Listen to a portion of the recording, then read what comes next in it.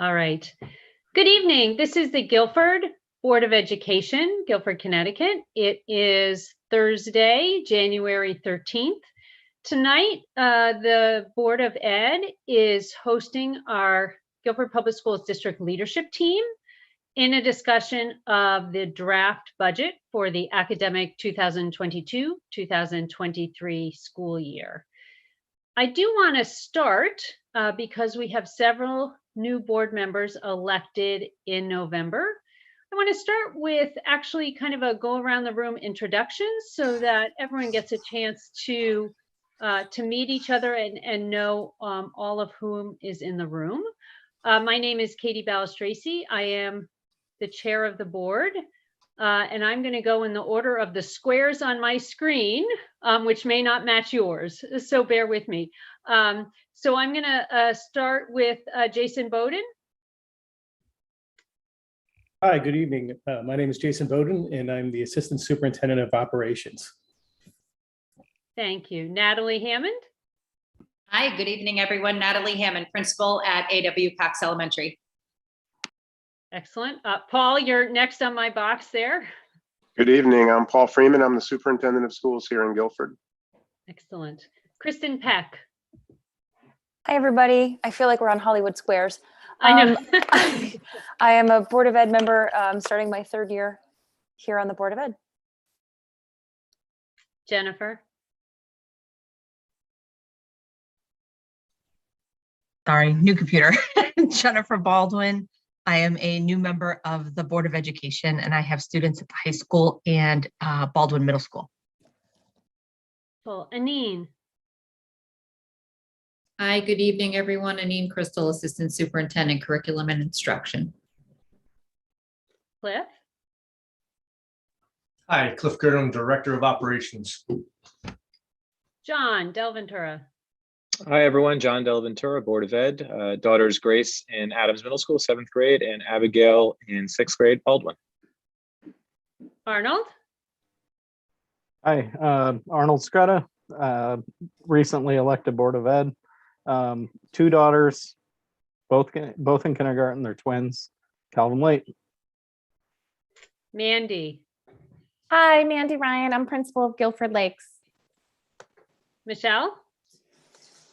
I'm Michelle Han. I'm the principal at Melissa Jones. Doug. Hi, good evening. Doug Hamill, principal at Baldwin Middle School. Mike. Good evening, Mike Regan. I'm the principal at Adams Middle School. Thank you. Heather. I'm Heather Gajewski. I'm one of the coordinators for special education, and I'm sitting in for Principal Slowly at Calvin Lee. Wonderful. Thank you. Moira. Hi, everyone. Moira Rader, a member of the Board of Ed, just recently reelected to my 2nd term and now serve as Vice Chair. Dick. Hi, Dick Hirsch, 3rd year on the board.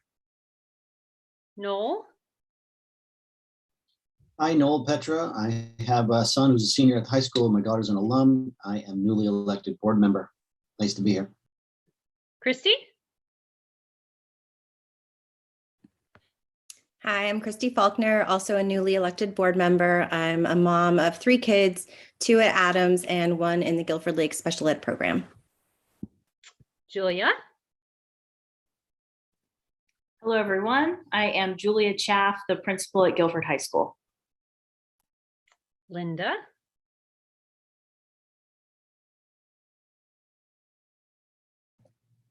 Hi, Linda Trudeau, and I'm the business manager. Jason Scanziano. Hello, everyone. Jason Scanziano, Director of Special Education and Pupil Services.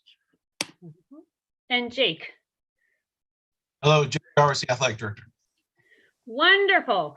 Thank you all for being with us. Tonight, again, is an opportunity to discuss the proposed budget. It's an opportunity for board members to get a better understanding of what's in front of us.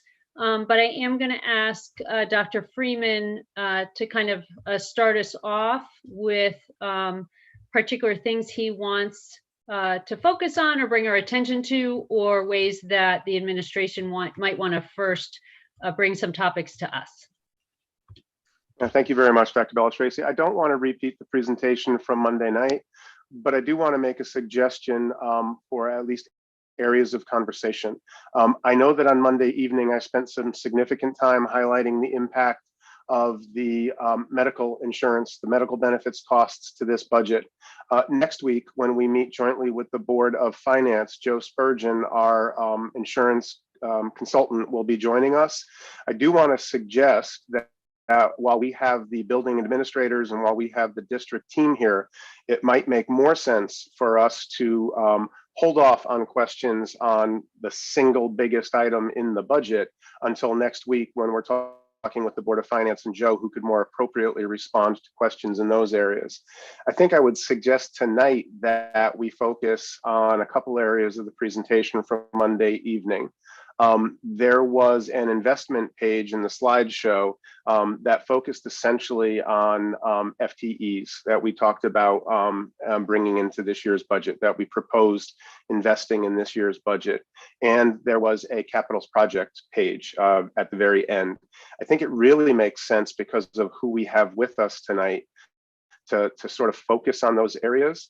I do have the ability to share screen. I could certainly bring up each of those slides, quickly introduce those items again, but then we would be more, we'd be better able to respond to questions with the building level and district level administrators that we have here tonight. Happy to do that, Katie, if that makes sense. Absolutely. And as you're doing that, let me just ask my colleagues. Certainly there'll be opportunities throughout the evening to discuss specific questions, but are there other topics at the moment that are kind of at the top of anyone's particular interest in focusing on tonight?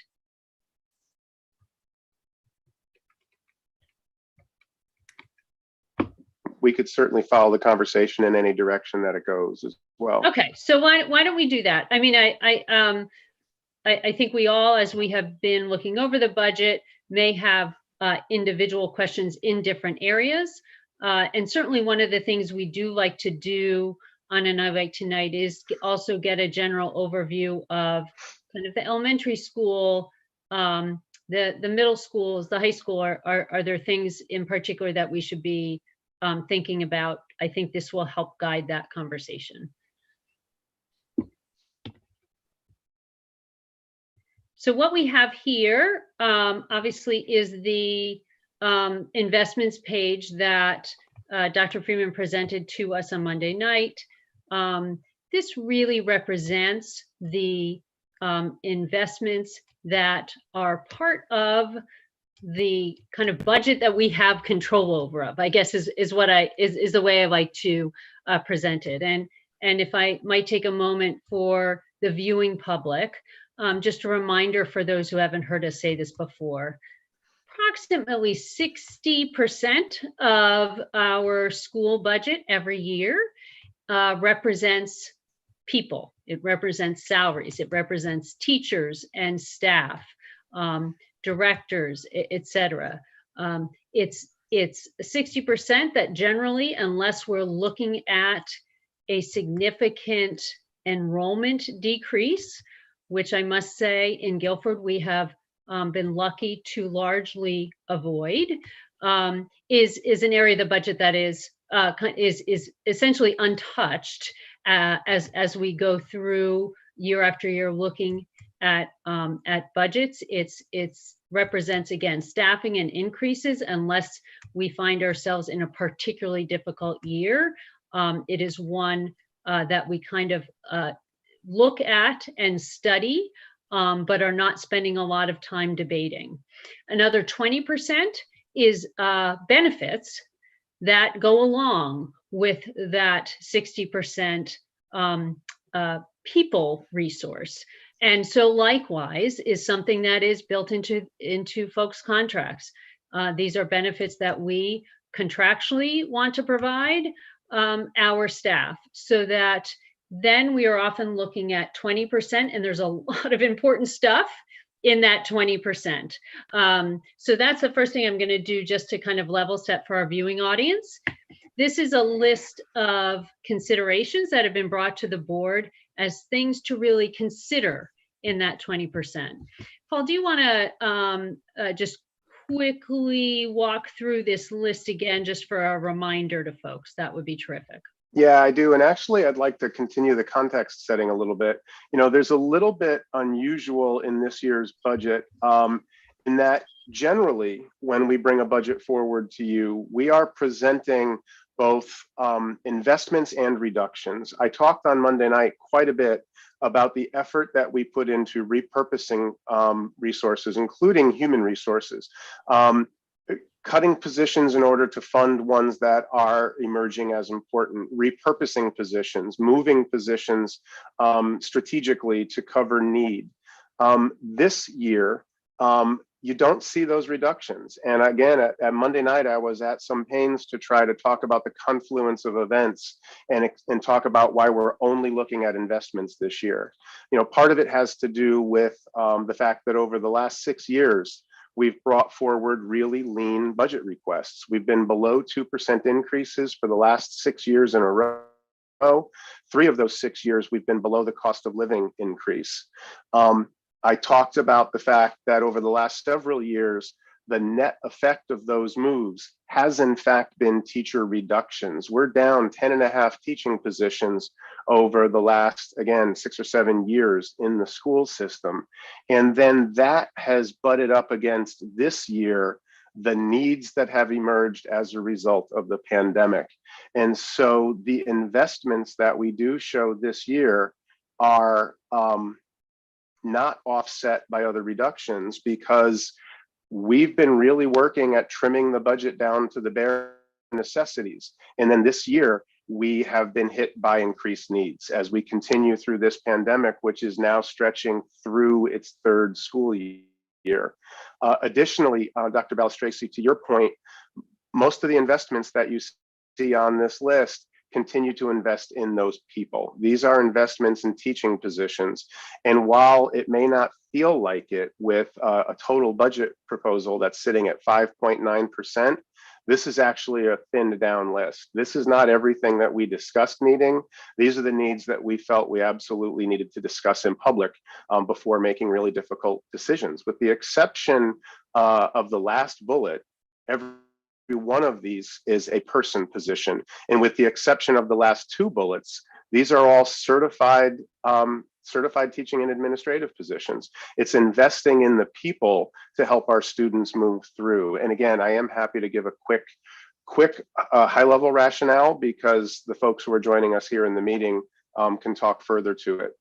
The assistant principal position at Lakes Elementary, well, the assistant principal position for the elementary schools would be placed primarily at Lakes Elementary School. There are 3 things about Lakes that makes it different than the other 3 elementary schools.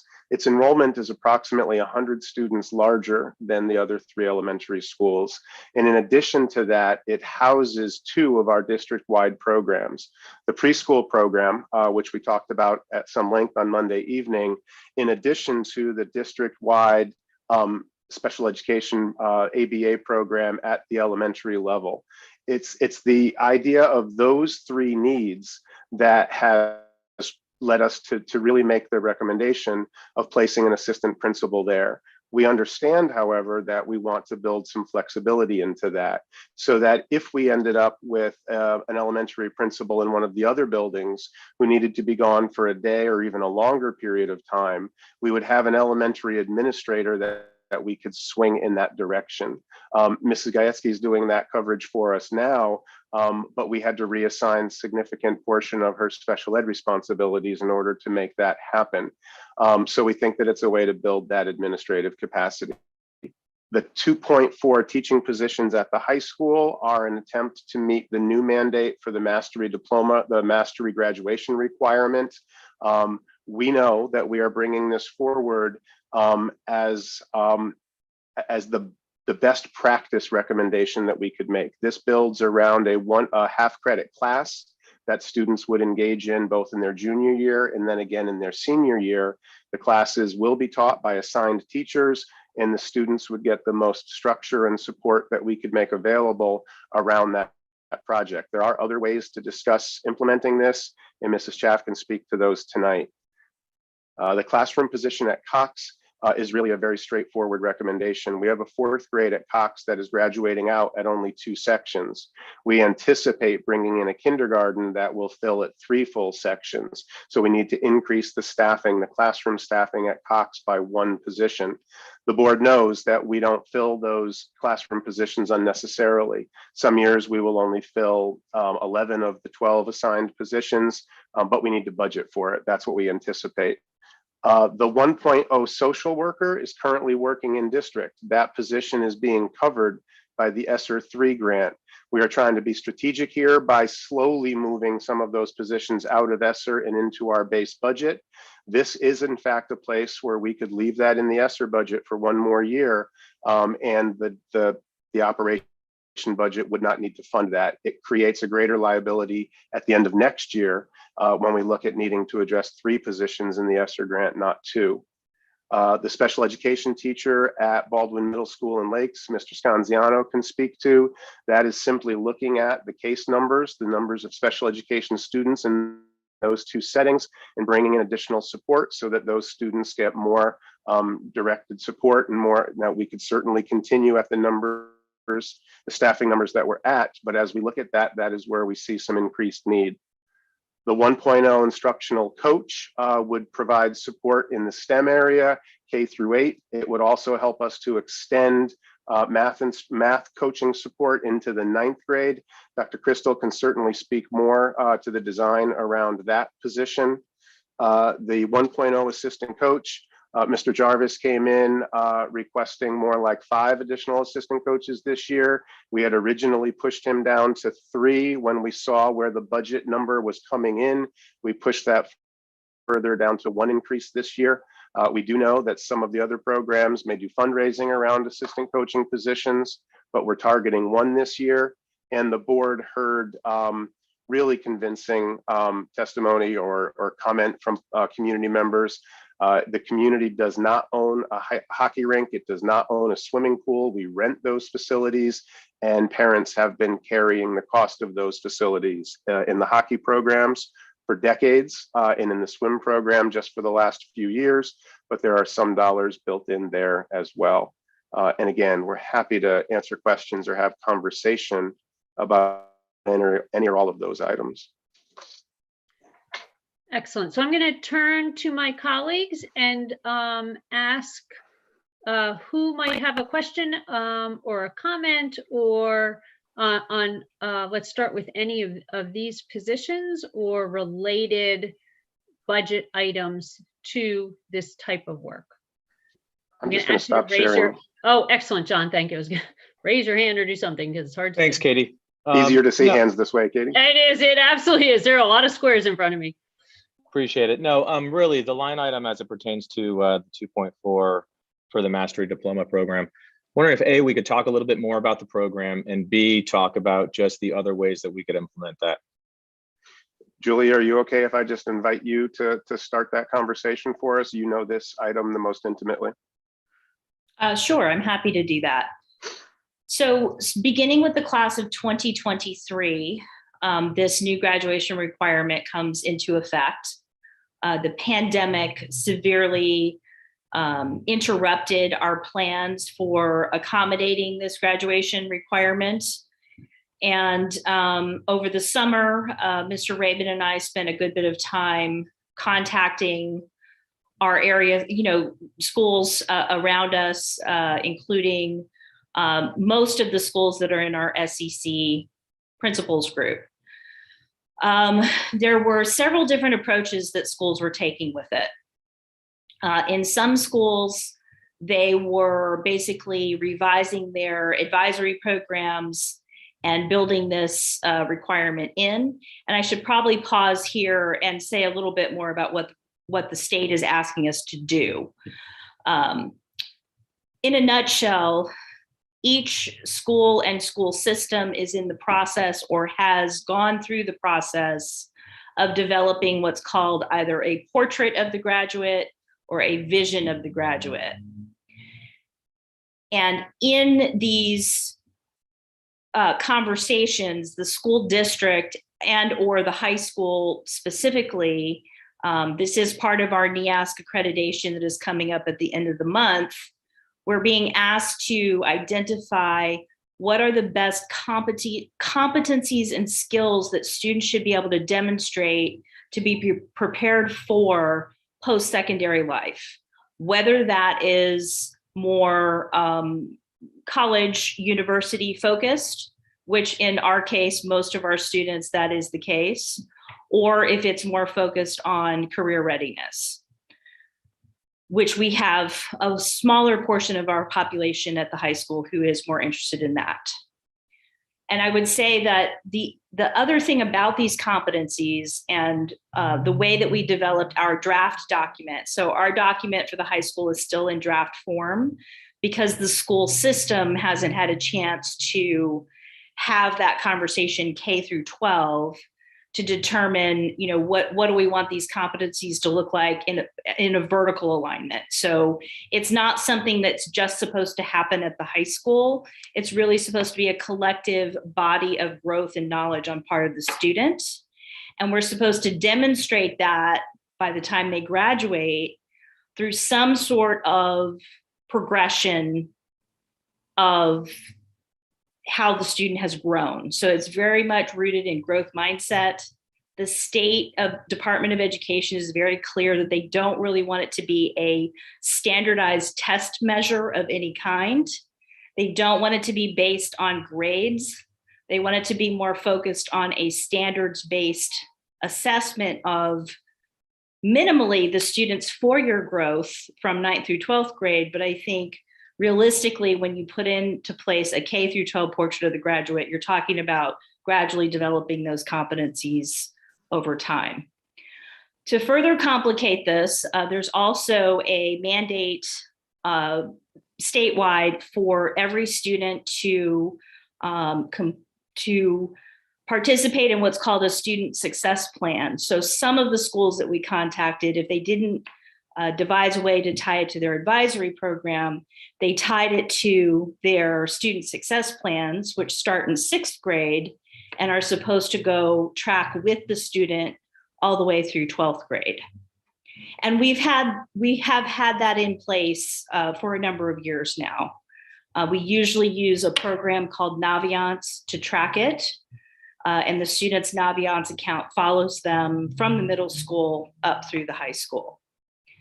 So that's another way that you can approach it. You can sort of marry the student success plan. Portfolio assessment is sort of that approach, and have the student contribute to this portfolio as they progress through the grades and upload exemplars of their work that tie to these competencies that you have in your portrait of the graduate. To develop the draft of the portrait of the graduate that we have right now, which we needed to do to fulfill one of our accreditation requirements with NEASC, we really looked at how we had shifted our mission statement or our core values belief statement when we brought the International Baccalaureate Diploma program into our high school. We had to reevaluate our overall mission for the school because the philosophy behind becoming an IB World School is that you're not just creating a school within a school, you're embedding that into the entire fabric of your school. And so we did go through the process of revising our mission statement and really had to start pulling things in that we hadn't considered before. I think many mission statements in the 1990s into the early 2000s really focused on this idea of good citizenship. And that has begun to shift to more of a global awareness that perhaps you didn't see 15, 20 years ago in public schools around the United States. So that's definitely one of the competencies that we included in our portrait of the graduate. In addition, there's some sort of tried and true things that we really want our graduates to be able to do in a very flexible way. So critical thinking is still an important component and competency within our vision of the graduate, but we want our students to not only be able to think critically about ideas and text and in their class discussions, we also want them to be able to apply critical analysis to novel situations. And so I think that that's much more of a 21st century focus as we prepare students for a world that is hard to predict in terms of, you know, what technology is coming down the pike that they will be using. I also sort of want to harken back to something that I've heard Dr. Freeman say a number of times. We all walk around with basically the world of information at our fingertips now because of the technological capacity of what our phones can do. So the idea of retention of information isn't nearly as important of a skill now as it may have been 20 or 30 years ago, because you can just look things up. However, your ability to critically ascertain what information is reliable and what information is not reliable is much more of a vital skill. So that's embedded into this vision of the graduate. We also have included communication, because very few people, no matter what job they go into after high school, work in a silo now. Everything is very much formed around collaborative interactions with colleagues. And even in an industry, say like auto repair, the way that auto repair is done now is very different than just taking your car to the garage like you would have 15 or 30 years ago, 20 or 30 years ago, and had a guy look at your car, right? It's very computer focused, and the way that shops are set up are interdependent in terms of the skill set that each person brings to that particular shop. And then I'm forgetting the other one. Innovation and creativity is the other one that's in the vision of the graduate. So we launched this year. We were able to, with Dr. Freeman and Mr. Bowden's support, we were able to launch a half credit bearing junior course for mastery-based diploma assessment, which is focused on students using the classes that they've already taken, as well as their growth from 9th grade through 11th grade, to do project-based learning to demonstrate how they've grown in their high school experience so far. And it's tied, each of these projects is tied directly to these competencies. So what we're asking ideally is to maintain those courses that we have started, and then in senior year, make it much more of an independent based project, which is where the additional 1.0 would come from. Right now, we're using approximately 1.4 of this request that was not budgeted for previously.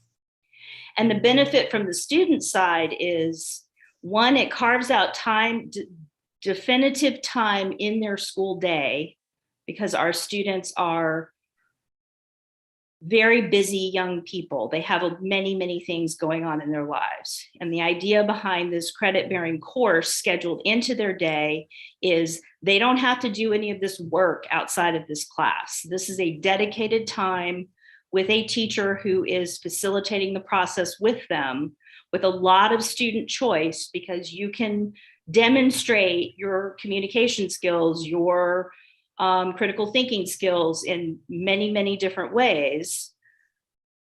But we're not going to have to chase students down right before graduation to make sure that they have demonstrated what they can do to fulfill this credit. The reason why we split it between junior and senior year, and that could be restructured, it doesn't have to be structured the way that it is we didn't want to come in asking for additional resources before we needed them. And this was a way for us to gradually build this mastery-based diploma program over the course of 2 years.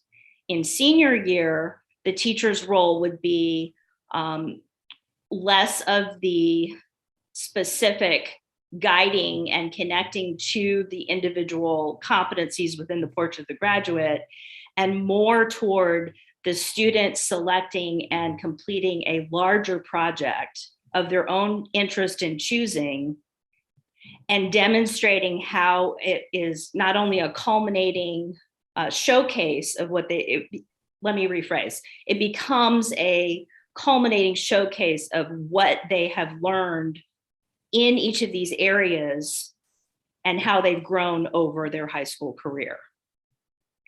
So I want to highlight a couple things Ms. Chaff said in there. One is we currently have 1.4 of this 2.4 request working in the system right now, and the juniors are enrolled in that first year half credit experience. That 1.4 is not yet budgeted, however. We are funding that out of the existing budget. To add the second senior course that we want to add next year, the board would therefore need to approve the whole 2.4 increase to cover what we've added unbudgeted this year. Now, if we choose not to fund it and go in a different direction, then the 1.4 that's currently filling those positions obviously would not continue on into next year. So that's why you see the 2.4 request in front of you. But if any of you know juniors, you'll know that they are going through that first course this year.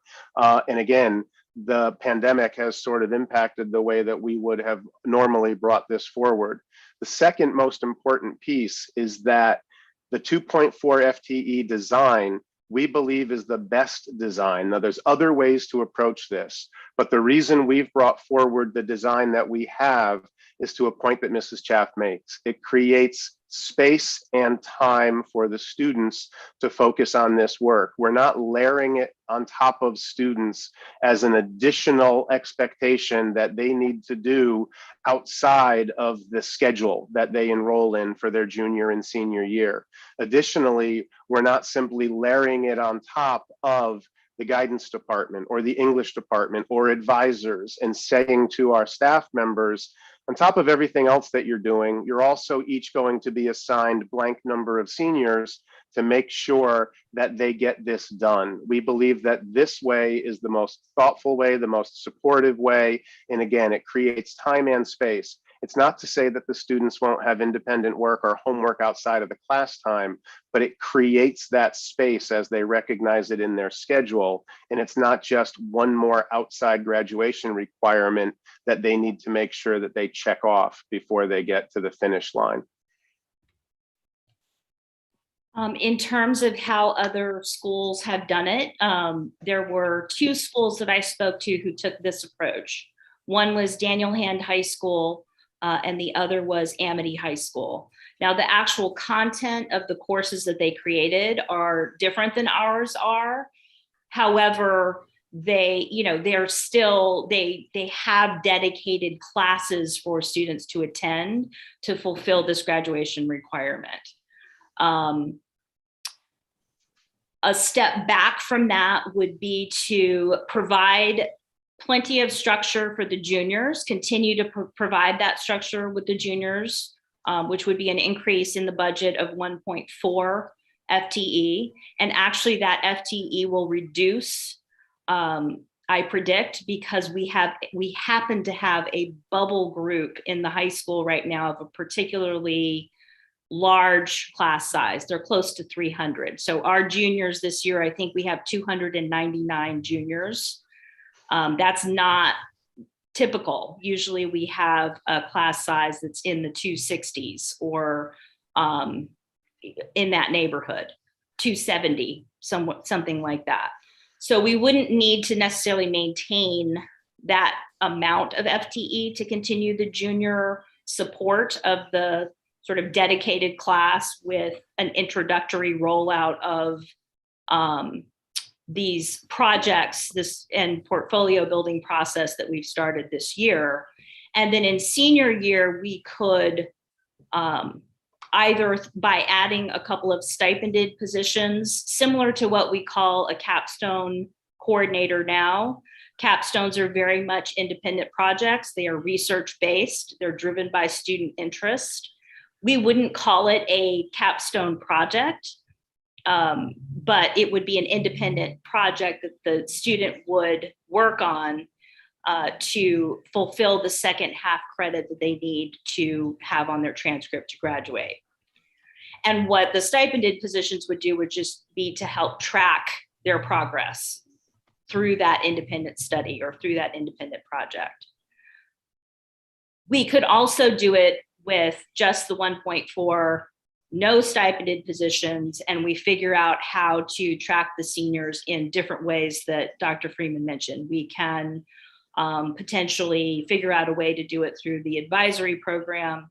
We could, in the past, in fact, in 2009, when I started as a department chair of English in Guilford High School, one of my responsibilities as department chair was to track the students who had not fulfilled their capped testing requirement. Students who did not pass their capped exam had to complete an independent project to meet competency for that graduation requirement. So there is history in the school of having either department chairs or school counselors or a combination of both helping to track all of the seniors in that final year to meet this half credit. But the seniors would be doing this pretty much on their own. What the adults would be doing is sort of checking in with them as frequently as they can to make sure that they're on target to meet this requirement, hopefully well in advance of graduation day. Yes. Kristen, I saw your hand raised first. Why don't you go first? Okay, just a couple of questions. I guess I'm generally confused about the program in general. Can you maybe give me an example of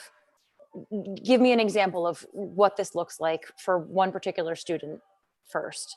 And then I'm confused about how it fits into a really busy day. Like if we've got 8 periods in the day and they're full of music and classes, it seems to me like dedicating an entire period to this project sounds like a lot. Like I don't imagine a junior or senior having a lot of room in his or her schedule to accommodate for this.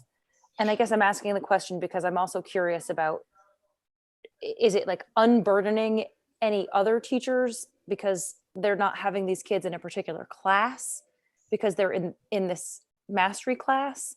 So I guess I would just, maybe if you just give me an example of what it looks like, that would be helpful. So I can give you some examples because I do have some students doing it as an independent study with me.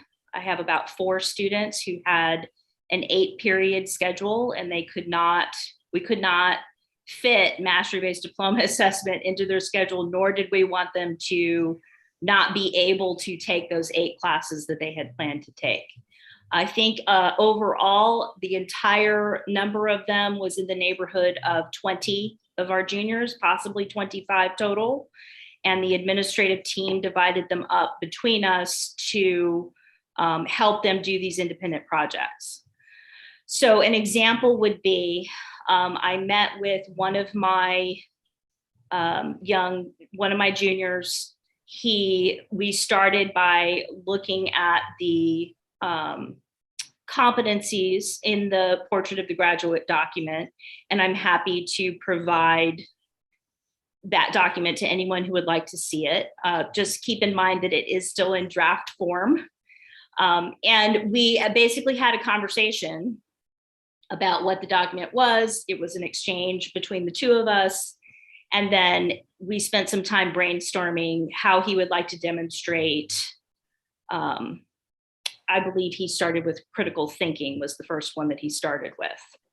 And he decided to approach it with what I would call a visual essay. So it was sort of a combination of images of his development as a musician and how his critical thinking critical thinking has developed from when he started as a musician, and it was at a pretty young age, as I recall, to where he is now, and then what he would, where he would like to go with it next. So in that sense, it's hard to give you multiple examples because it's very much driven by the interests of the student. And even the students who are enrolled in the classes have a lot of choice in terms of how they want to demonstrate these competencies. So what and when you say in the class, is it like one kid is kind of picking his or her own topic and following that tract, or is there a class and a teacher who's actually orchestrating a program for 20 kids at the same time? Yes, but the class is very much not stand and deliver. So the teacher is not, the class is much more of a workshop. All of the students are in the class together. They're enrolled in the class. They have a regular scheduled meeting time. But during that meeting time, they're all identifying how they will show their competence on each of these different competencies.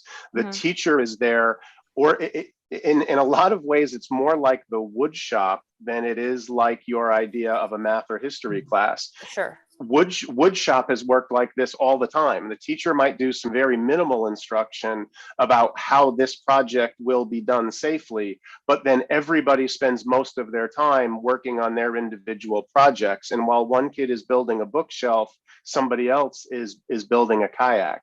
And so this class, while academic, not vocational, will have that kind of structure. It is a workshop period led by the teacher as each student is working in junior year, going through a series of small projects, and then in senior year doing one in-depth project to exhibit their mastery, rather than saying, you know, we're going to teach you these things, and at the end of the year you need to remember most of them.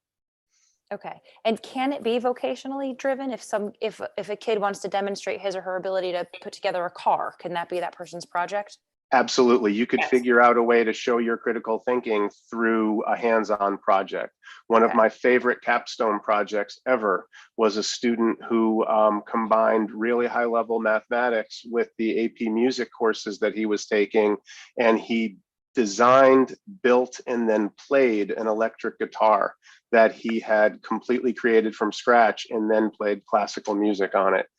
So yes, you can show your mastery in any way that you choose. Okay. And it's a requirement for every student. So every single graduate needs to have progressed 1 through credit. this class. Okay. They need to achieve 1 credit. Well, but again, we're not required by the state to build it into a class.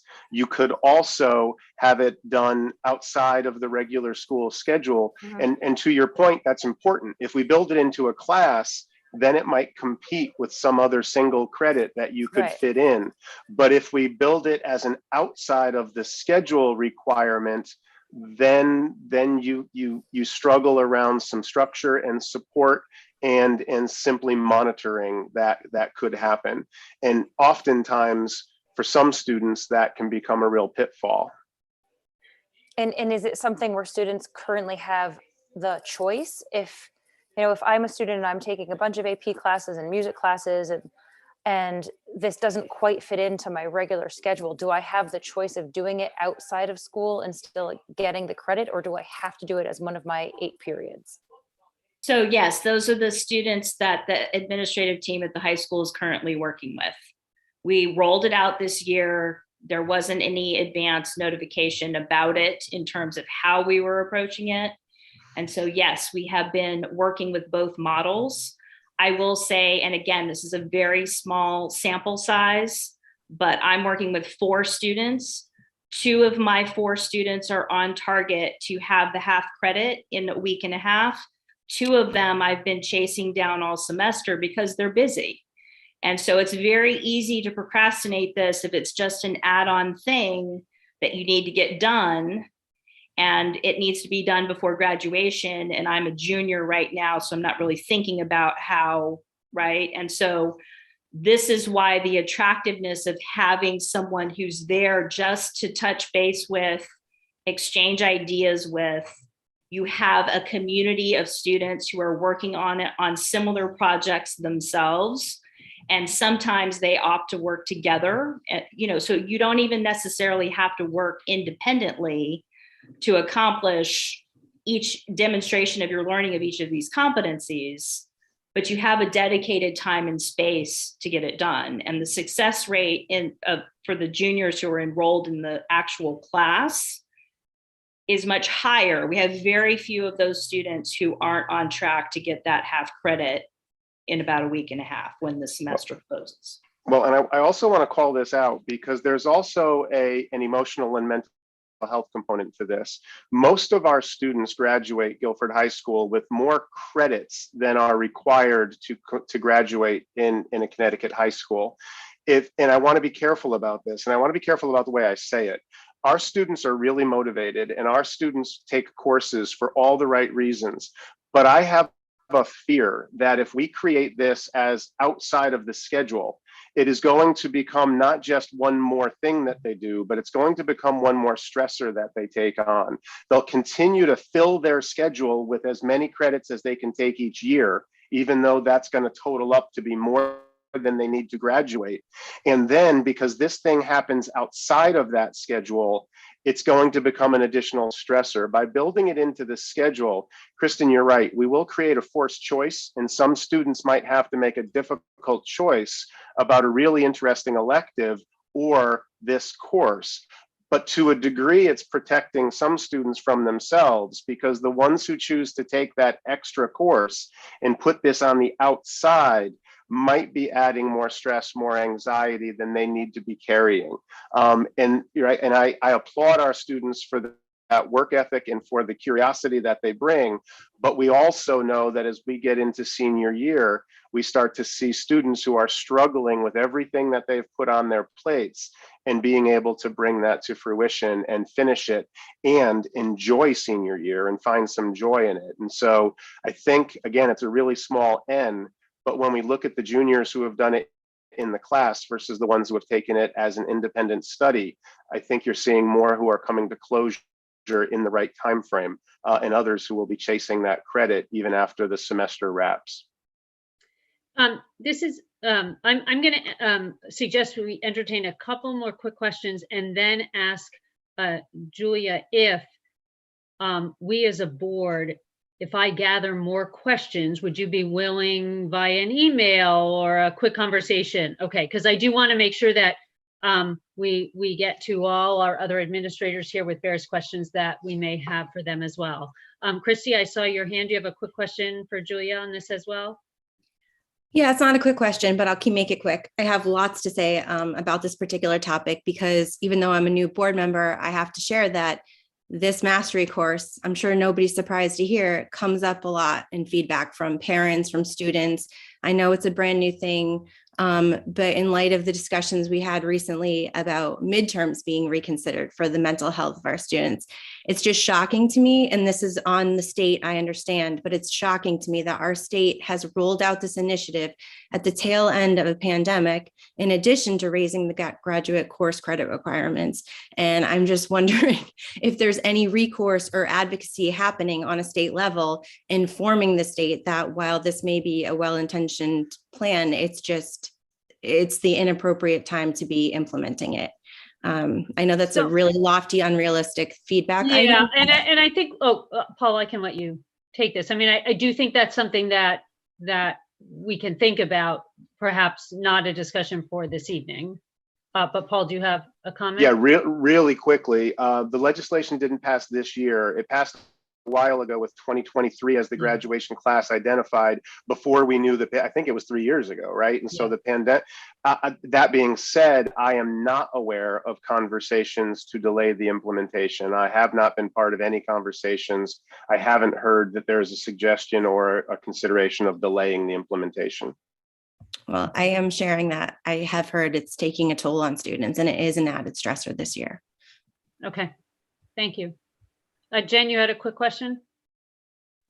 Yes, thank you. If I have one quick question. Is this a graded course, or is it a pass fail, or is it just a credit that gets added?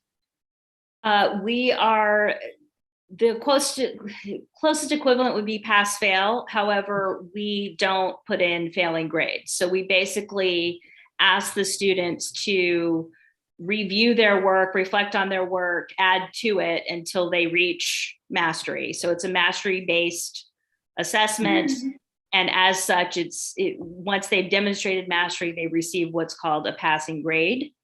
And then it does not impact their GPA at all. Great. And it shows up on their transcript as mastery-based diploma assessment, 0.5 credit junior year, 0.5 credit senior year, or however we wind up structuring it, it will show up on their transcript as a passing grade, not impacting the GPA, but having received the credit. The other question I have, which is my bigger question, this is $250,000 you're asking for. When you break it down, this is actually more money per person than you pay a regular teacher. How do you plan to justify that expense? So we budget approximately $50,000 for each incoming teacher.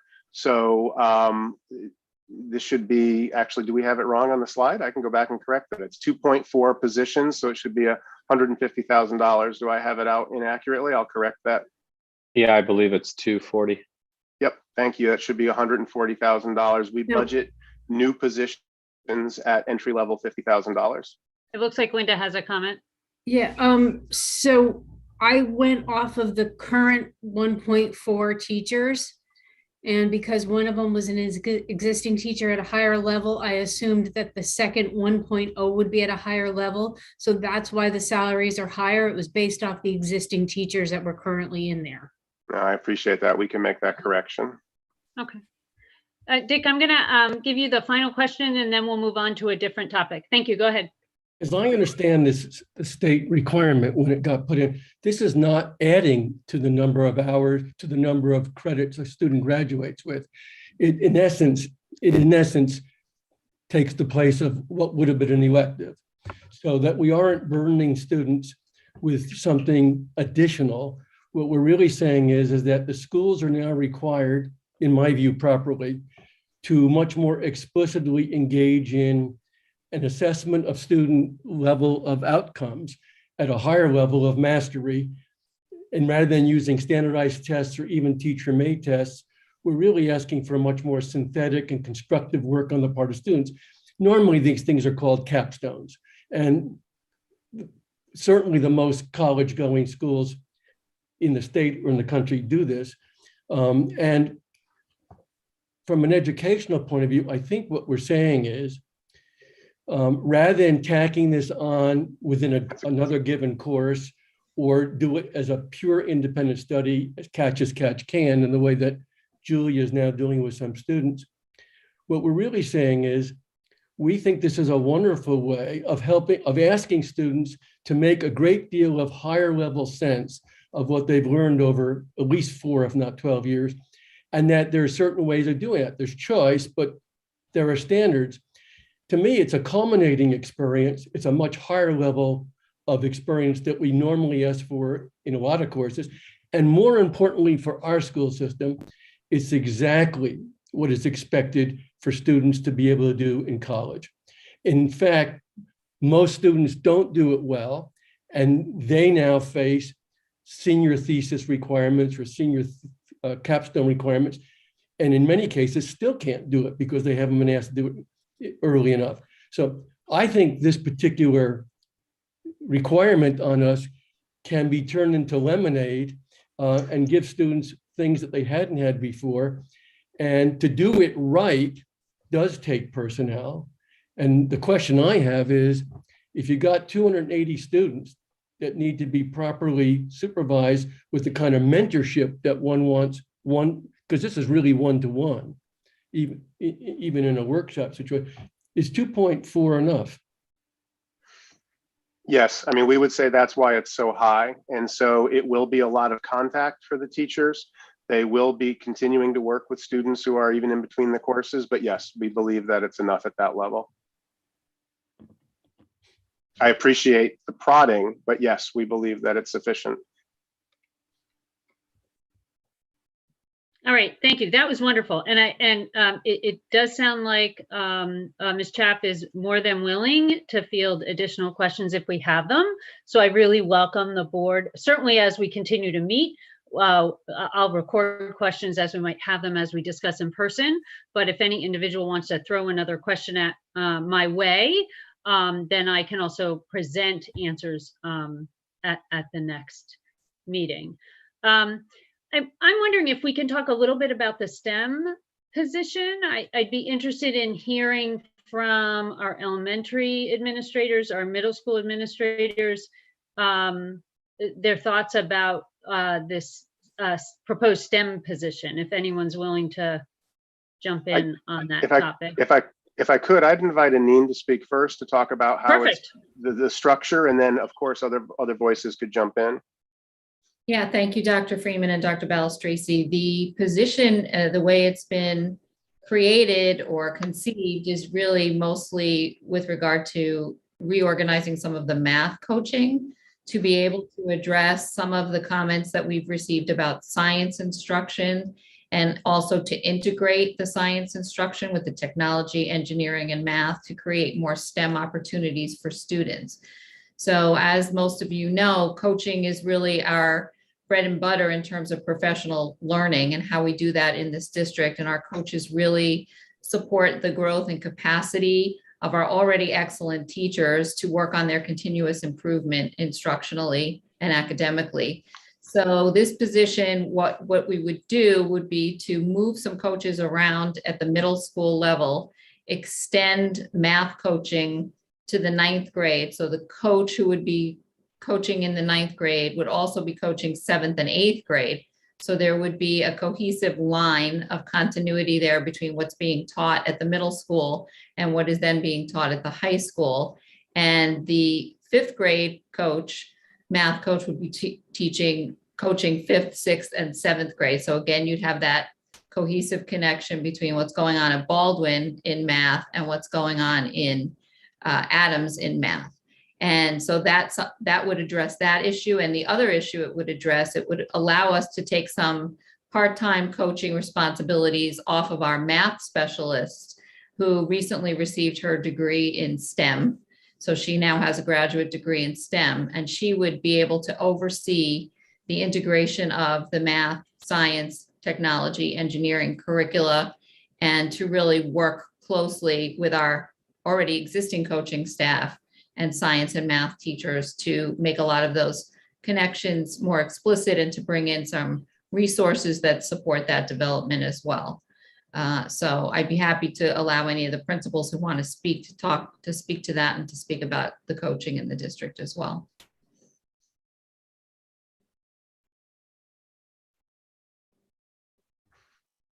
Does anyone want to speak to that, or?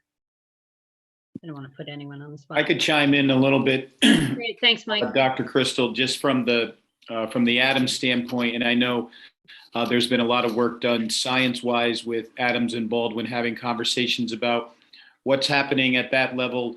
Obviously impacts the trajectory science-wise as kids, grab all those concepts and then, are able to take courses at the high school. And so we've been fortunate enough to be able to have those conversations led by right now the math coach and looking at some of the specific curricula that moves students forward in a way scientifically that they haven't really had traditionally. And so the NGSS sort of tests a different way of thinking as a scientist, and that work is a change of experience for a lot of the science teachers since it's not really the way that they were trained. And so that has been hugely helpful in helping those teachers be able to carve out what's really going to make sense with kids. But the other piece that's been great is from the math side with what's happening at Baldwin, being able to have an impact with what is going on at Adams all the way through the high school. Those vertical articulation opportunities have been really fruitful, and the coaches have played a huge role in that for us. All right, that's helpful. Thank you. Others? Colleagues with questions about this? Go ahead, Moira. Yeah, just to speak to the STEM coach a little bit more. I know that I think it's a good concept, especially grabbing those kids in 7th and 8th, because 7th grade is when these kids have traditionally been given the opportunity to kind of go into these accelerated tiers of math. And I know it gets a little disjointed with them come high school, trying to align what science they should be doing. I went through this with my freshman daughter this year. She came in having already taken geometry in 8th grade. And so it was kind of like, well, what science do I do? I'm not really sure. And it'd be nice to see the cultivation of the student, not just by subject matter, but as a big picture idea, to say, okay, you're accelerated in math, so let's talk about your science and what you might want to be developing, as a 7th and 8th grader, and not just, and coaching the teachers to kind of guide those students. Because I feel like it gets a little, I've seen it with 2 of my girls, it kind of gets a little disjointed when they hit 9th grade. So I'm in support of it. It would be nice to know too that have a little better understanding when you talk about STEM, you talk about engineering. So I'm curious, Dr. Crystal, how that coaching will be reinforced a little bit more, and how that will, because I think it's valuable. There are a lot of kids that with mathematical, scientific minds that will follow into engineering or architecture, other things like that. So I'm just curious how that Yeah, and plays. I think one of the things that was, thank you, Mrs. Rader, one of the things that was mentioned before was about career pathways. And I think this is a really important place to develop career pathways. And this would be the beginning of that kind of work, to start with students at the elementary school, follow them all the way up through middle school and into 9th grade, and think about providing authentic STEM experiences for all of our students, and let them really engage and see what these career paths are all about. So I think it's also important to note that the 1.0 position really boils down to adding a math coach, because we do have the existing staff member who is currently a specialist who received her degree, her advanced degree in STEM. So she would be the person that would be dealing with the STEM coordination throughout the district. And the math coach would be the one that would allow us to expand the math coaching up to the high school. So that's at the elementary level, it's really the ability to support teachers as they elevate the importance of that science and engineering component. We have talked just this year about how oftentimes at the elementary level, the discrete disciplines are integrated together, and you may be doing a reading activity and a science activity at the same time. And at times, parents have reported that in their perception, that means the science isn't happening.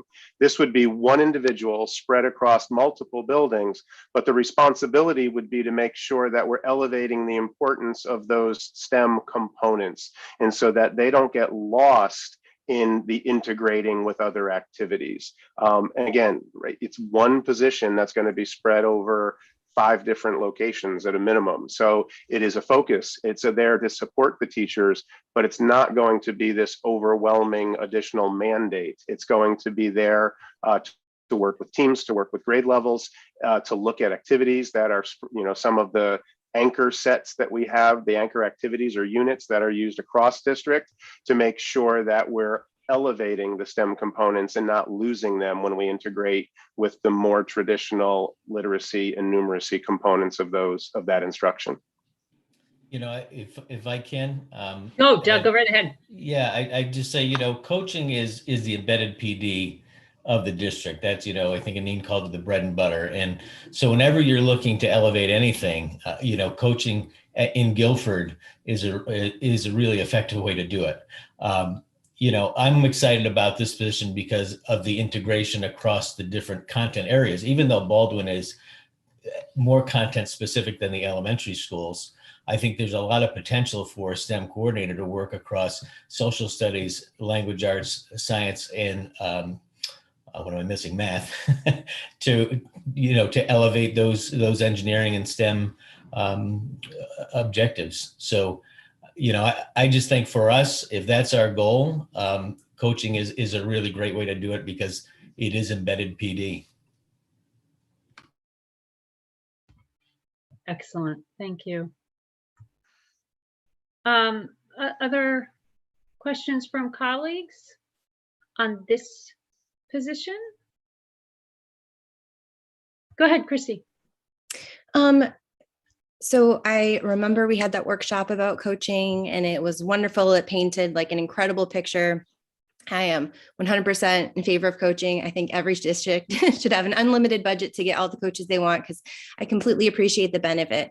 I think the theme this year for me in my head when looking at this budget is I keep asking myself, how are we helping the teachers and how are we helping the students? And again, in light of the pandemic goggle, like I've heard the term accelerated be pushed forward now. And I was hoping to see more of the plan for that, like laid out. Maybe tonight you can speak to that a bit, but when I think of coaching, I think of that as an administrative level position. And I understand that it supports the teachers, but I also would just like to understand how these teachers who are teaching children who have lost 2 years of some of these skills are going to be helped to implement these tools in these trying times where we've seen such regression in certain areas. Like I said, I am all for coaching. It's just, I do want to understand better how this is going to help us with the acceleration, with the improvement, just moving us in the right direction ahead. I appreciate that question. I'm happy to speak to that. So the coaches are absolutely not administrative. They are part of the teacher contract. They are teachers by certification. And in fact, they are exactly the people who help the teachers to implement that acceleration that we're talking about. So the simple idea of acceleration is that we're not going to pretend that last year didn't happen and go back and start from September of 20. And we're also not going to try to identify the kids that we slipped back further than the rest and start pulling them out so that they miss what we're doing this year while we try to give them what we think they missed last year. The idea of acceleration is to keep moving forward with the current grade level standards and figure out how to keep all of those kids at that grade level work by supporting the ones who need it, but without taking them away from that instruction. There's a meme that floats around the educational circles now about telling somebody to fold the whipped cream into the batter. And if you just keep repeating, fold it in, fold it in, fold it in, the person doesn't get what it is they're supposed to do. The coaches, to Doug's point and to Amin's point, are the people who literally go into the classrooms and can help teachers to see how to do it. So where I may be standing up at convocation and telling 350 teachers at scale that this year we're going to accelerate and we're going to do acceleration and you need to do acceleration, they're hearing fold it into the batter, fold it into the batter. The coaches are the people who go into their actual classroom with their actual students in real time and say, look, Doug is not keeping up, or Mike is struggling now. What are we going to do specifically here today that you can implement tomorrow for those two guys to make sure that they are working at the same level that everybody else is? And so I really appreciate the question because it comes up all the time and it's going to keep coming up. If we need to dramatically reduce this budget, how do we do it in a way that doesn't impact kids? And someone's going to say, take out all the coaches, right? That's a big, and you're right, it won't have an immediate impact on the kids, but it will have a delayed impact in time that will be outsized because the teachers will now not have that layer of support that takes them from what are we doing to how am I doing it here specifically in my setting. And so I really appreciate the question, but the coaches are a multiplier effect from the professional development that we do from the central office or administrative level to the impact that you then get in the classroom. I see them as a key component to that. They're an essential middleman. They're not an unnecessary middleman in that process. And Dr. Freeman, I just want to make one more point about the term acceleration, which is really sort of almost a misnomer. You know, it sort of got stuck into the field now. Everyone uses that word, and it makes it seem like we're just pushing kids forward. And that's really not what this is about. It's really about scaffolding and differentiation and personalization and really supporting kids at their readiness level and moving them forward. And the other thing point I want to make is that the coaching has been disrupted over the past 2.5 years. And I think the principals can speak to this. I mean, the regular high level rigorous coaching that we do in this district has been seriously interrupted by the pandemic. I mean, we've been online, we've been hybrid, we've had to wear masks, we've had to limit people coming into classrooms. So that's had an impact too. And hopefully we can get back to where we were going forward. And I don't want to speak for any of the administrators here, and I certainly welcome any of them to speak on this. I will say over my 10 years on the board, coaching has to be one of the things that I have heard consistently from administrators and from teachers has been a really positive investment with a really high ROI. The return on investment, again, it has been a consistent message, at least that I've heard when we've had our Board of Ed meetings with teachers and when we've had our Board of Ed meetings with administrators. So I certainly welcome any administrator on this meeting to say something different if I'm misrepresenting that, but it is one of the highlights of things that I hear in my head over 10 years on this board, that it has been a particularly successful venture and really has a high return on investment. Katie, just to add on that, I think what I would add is that, but we also know it's not easy, right? When we did talk about it, you heard Atul Gawande say that coaching isn't fun, right? And so the teachers will tell you that it is a benefit and it is supportive, but it is also hard work. And in these last 2 years, it's been harder work, right? Because the coach is the person who's expected to come in and yes, support you, but also push you. And boy, these have been 2 tough years. And so, right, it's not, I don't want to pretend that it is easy on teachers to build a system that is structured around coaching. It is hard work for every teacher who engages in it, honestly. It's not fun being pushed by a coach who really challenges you to play above your current level. It's tough. Other topics. Oh, go ahead. Katie, I just wanted to echo what Doug said and what you said. I think the value of coaching is something that might not be apparent on the surface, but the depth of the value is beyond measure. And what they do for teachers and the trust that they build with teachers to push them to, how Paul said, is pretty remarkable. And it's something that in my experience in other districts, I haven't seen, whether it be the district that I've worked in, internship districts, in both of my certifications. It's something that's, I think, really unique to Guilford and really supports that embedded professional development for teachers that is really different when it's not embedded in your day-to-day job. So when you are getting that instruction as part of your day and you're getting that feedback as part of your day, real time in the moment, it's something that we don't see when they're going after school to professional development or going to workshops. It's something that is ongoing, it's reflective, and really, I think the embedded part of it is immeasurable. And Christy, just if we're over responding to your question, it's because I'm anticipating a follow-on. I'm not just talking about the one additional position this year, and Aneen will hate me for this, because if we have to delay an addition for a year, I totally get that.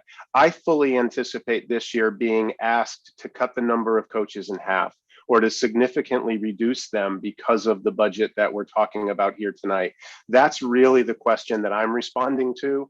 So I don't want you to think that I'm over responding to the question about this proposed position, but boy, when the conversation about going backwards starts, I'm going to be really invested in talking about the value that the coaches bring. It has taken us 12 years to build to a place where we have, Aneen, is it 13 coaching positions in the district? It's been slow and thoughtful, and I don't want to see us go backwards. I'd love to take a step forward this year, but I really don't want to see us go backwards on this investment.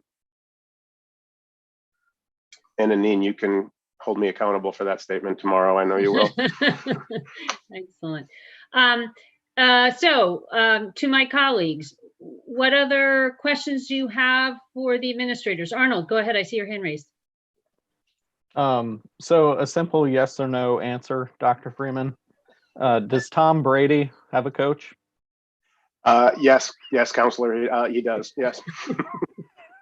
All right. Yep. We will move along. So my follow-up questions or comments are basically the mastery diploma teacher as well as coaches. Are those both things that schools that are highly regarded and highly ranked? Is that something that's common practice for those kind of schools? Yes, I believe it is. When we look at the schools that are doing things that we want to emulate, those are practices that we will find. Now, the mastery-based teacher design is new. Everybody's designing it, but we're seeing this design popping up in the places that we have benchmarked ourselves against before. In coaching, absolutely. Whenever we look at schools that are doing well and try to deconstruct why they're doing so well, you will often find a rich coaching model in that setting. Okay. And then I see, I guess, kind of moving on to the next topic. I don't want to step Go on ahead. Dr. Balistrici's toes here. No, but, Go ahead. I see basically about $188,000 for elementary school administrators and a teacher. Can you fill us in on why that's needed and how that's going to benefit the schools and the teachers? So and the students? classroom, yep, the classroom teaching position is really just an enrollment response to the way we see a small class. It's to the bubble that we talked about. At Cox, we expect that this very small graduating fourth grade class is going to be followed by a larger class. So that one is just numbers. The special education position that is split across Lakes and Baldwin Middle School, I would invite Jason or Mandy or Doug to speak to. Oh, I'm happy to take that.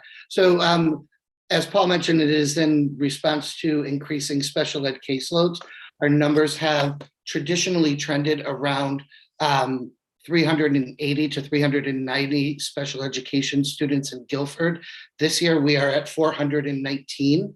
We are seeing a direct referral response as a result of the pandemic and parents concerned about learning loss. And so we're seeing increased numbers. We're seeing a pocket, particularly at Lakes and Baldwin. And so the addition of the special education teacher is in response to the increased special education caseloads. Generally, we try to keep caseloads between 12 and 15, and we are above that currently. So it's about building capacity to respond to that neediest population. And obviously that population has been impacted by these last 2 or 3 years. It's been a theme in this conversation. And then that administrative position is probably the most unusual and the most nuanced request. And again, Lakes is the largest elementary school of the 4 elementary schools that we have. In addition to that, it would be the largest elementary school just based on K through 4 enrollment if we didn't house 2 district-wide programs there. But then in addition to that, we do house 2 district-wide programs there, the preschool program and then the K through 4 special needs or ABA program are both housed in that building. It does not come with additional administrative or clerical support in that.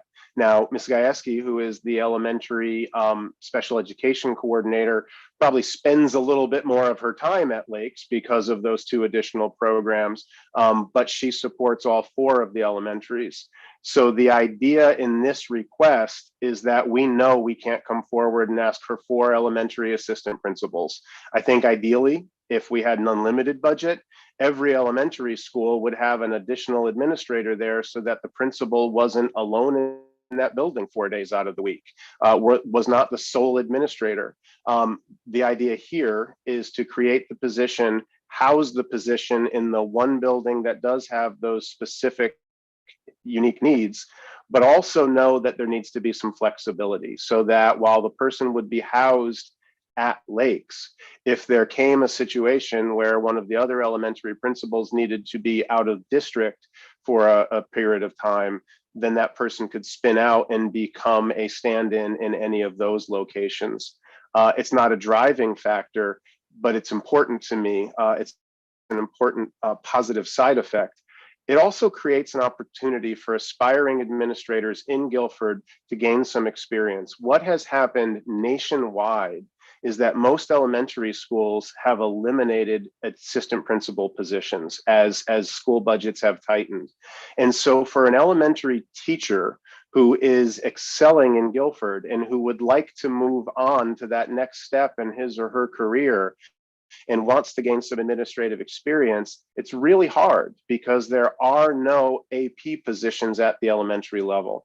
This would build one in Guilford. Now, it's not that, it's not going to be promised to Guilford employees, but it creates a local opportunity that might be filled by a Guilford employee who wants to extend their experience.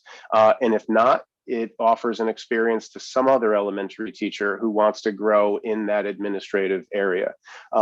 Again, I'll open that up to Jason or Heather or Mandy or any of the other principals who want to speak to that need. Yeah, Paul, if I could just add some context that I think would be helpful for the board. When we look at, Paul mentioned Guilford Lakes is about 100 students more than the other elementary schools. When we look at the needs of our students, when we look at the ABA enrollment, pre-K4, we house about 15 students pre-K4. Those are high needs special education students who receive extensive support. As we talked about on Monday, we also house the pre-K program there, which is approximately 40 students. So when you look at the 100 students that are included within that overage compared to our other elementary schools, Guilford Lakes is really working with 55 or so really needy special education and typical peer students in those specific programs. Now, we staff appropriately, right? Please don't think that we don't have more teachers at Lakes to support those students. But what we haven't responded to is that more teachers and more aides and more contracted service providers and more parents, particularly parents of students with complicated needs, all create administrative work as well. And we haven't added additional administrative support. Now, again, Heather spends more of her time there. Jason probably spends more of his time there, but it's not dedicated to the building where those pieces live. And so that's the rationale behind the request. Mandy, did you want to say something? It looks like you unmuted. I had unmuted, but I think Jason had said a lot of what I was going to say. And I think in terms of the enrollment numbers that are in the current budget, those are from October. But when we just did our state reports, enrollment at the end of last year was 292 students, and we're up to 336 currently, which is, like Jason said, a lot.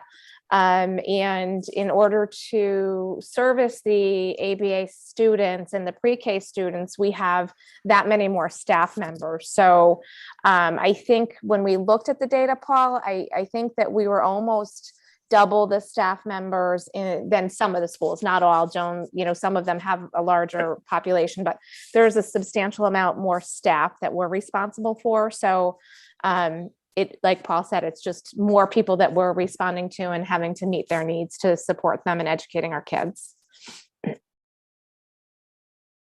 Thank you. Other questions, board members, other topics? I'm also happy to put up the capital sheet if we want to have conversation about capital, but I know that capital is good news. The operating budget is the one that's going to be challenging work for us ahead. Dick, I see your hand up. Go ahead.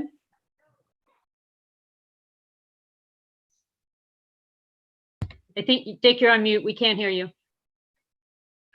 Referring to an earlier presentation that Paul made about our budget and investments, less than just about 1% of these things are what we would call educational.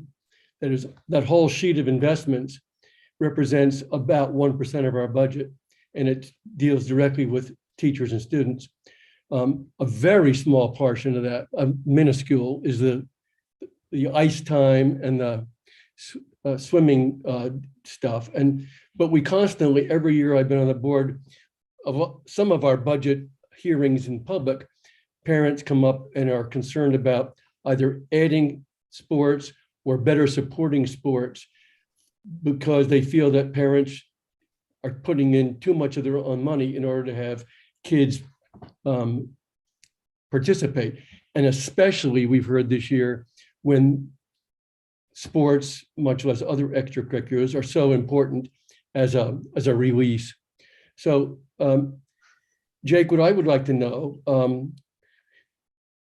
to what degree is the money that we're putting in for these two items this year going to solve the problem, or are we still touching the edges of it?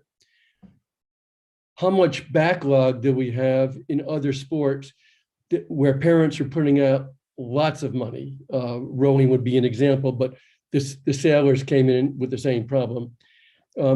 so that in the future, as we move forward over the next several years, how do we anticipate the equity question about sports getting a fair support per student on the athletic budget? Before Jake talks, I want to make just one clarification.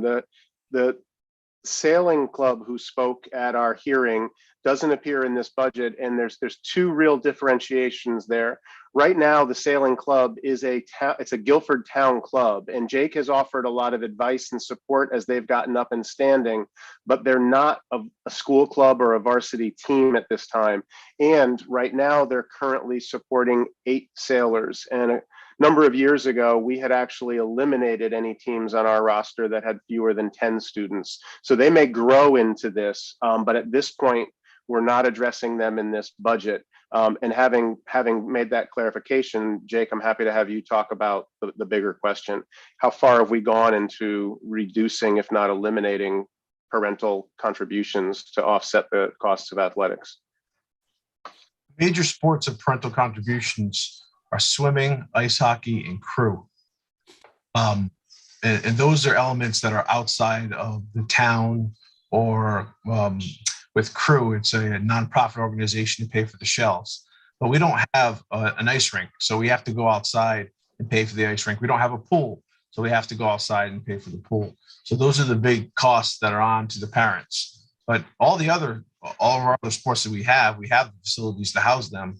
And I think you might be talking about if people want to pay for extra stuff, like spirit wear or banquets to that nature. But we provide all those sports with all the equipment that they need to play. The other things, like I said, are out of our control. Yeah, but are we paying for all the coaches on all these other teams, as well as facilities? That's still a nuanced question. We're paying for all the coaches that we would feel would be necessary. And then there are a few teams that still add additional assistant coaches. But those aren't teams that we've heard come forward saying that that's a necessary cost that we should relieve them of. And we've never said no to somebody who has wanted to give. And now that in itself creates sort of the problem that we're wrestling with now. Do we start saying no to a program that comes in and says, we don't want you guys to pay for it, but we're going to fund an additional pitching coach and we're going to pay for it out of our own fundraising? And that has happened traditionally in a number of sports, not just baseball, where I named the pitching coach. So an example with baseball is you have a head coach, a JV coach, and a freshman coach. You have enough coaches to have the 3 teams and to have your system, but the parents donate to have an extra coach that they feel it's necessary, they want to have it necessary. Boys lacrosse, parents donate to have 2 extra coaches. Girls lacrosse, they have an extra coach. We have 3 coaches lined up that will cover all of our teams. Jake, real quick, the 12.5 that we have in there for pool and rink time, does that completely cover both of those sports in that capacity? No, it doesn't. But Noel, it's the did you first. have a question? Oh, I'm sorry. I do. No, go ahead, Noel. Do we have a criteria for which schools are fully support, or sorry, not which schools, which programs are fully supported versus programs that are not fully supported? It's something that I hear from parents often. No, and we don't. And the reason is because that the whole thing has evolved organically. So what has happened traditionally is that a group of parents approaches us because they want to start a lacrosse program, or they want to start a swimming program, or they want to begin a sailing program. And they usually come forward and make a presentation and say, we just want to be able to do this. And by the way, we can fund it for you. We've lined up the donors. We've got the resources available. And again, we end up then being put in this weird position of, do we say no to a group that comes forward and says they want to self-fund and all they want us to do is provide them the space in which to do it. So historically, we've always said yes to those groups. And then what happens is now we've got some sports that are more equal than other sports and some that have longer histories of contributing. And then around crew, we got really creative and have what sits under our athletic department, but also stands independently as a 501c3 nonprofit organization. And so no, right? And then the option we have is, do we allow these things to continue to grow and evolve organically, or do we create a system that is the same for all, which inevitably might bring some groups up, but will curtail what other groups have been doing as we try to create a more consistent system? And over the last several years, there's been more focus and conversation on that, as I think the gaps are becoming more glaring or obvious, or more lights being shown on them. And some sports cost a lot more than others. Example for crew, to buy a boat is about $35,000 to buy it used. And if they have 3-4 boats and every other year they're trying to buy a boat, I mean, that's a lot of money. And that's why they raise their money and they have their dues for their nonprofit so they can afford that. The quick answer is no, though, no. We don't have a system or a form or a way to set those. And even the sports that we do fund fully, there's real differences in how many students they can service and how much the overall cost is, just based on the nature of the program and the equipment involved and and all of those other really different components. I was hoping it was based on some, the SEC has a certain number of programs and we participate in that. And so that's what we carry. All right. We get a lot of questions on that. That's why I asked. We do. We get a ton of them. And then the other piece is that we also have a really full catalog. We offer a lot of different programs and options, more than most similarly sized high schools would offer. And so that is part of the problem as well. And again, it leads us to a really difficult decision.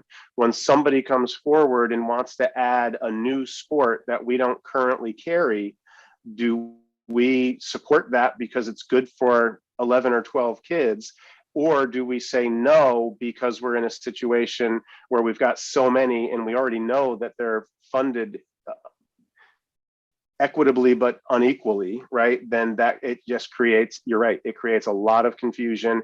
And then just we think that we're offering it and we're funding it adequately, but then because we're Guilford, parents want to come in and do more. And so they start fundraising and donating because they want to, but then 5 years later, when those students have graduated out of the high school, those original founding parents are gone.